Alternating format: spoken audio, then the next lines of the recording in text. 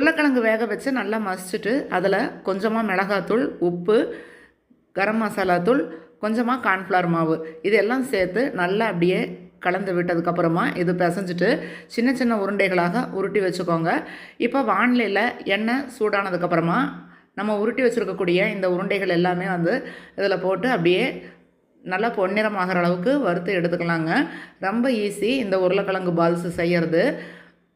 எண்ணெய் வந்து மிதமான சூட்டில் வச்சுக்கோங்க. ரொம்ப சூடாக இருந்தது அப்படின்னா எண்ணெயில் வந்து இதெல்லாம் கரிஞ்சு போயிடும். அதனால் மிதமான சூடில் வச்சுக்கோங்க. ரொம்ப ஹை ஃப்ளேமும் இல்லாமல் லோ ஃப்ளேமும் இல்லாமல் மீடியமாக வச்சு நம்ம இது வந்து போட்டு எடுத்தால் நல்லா இருக்குங்க.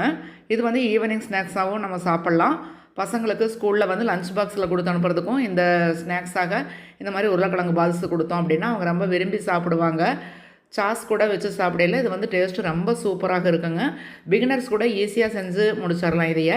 கண்டிப்பாக இதை வந்து ட்ரை பண்ணி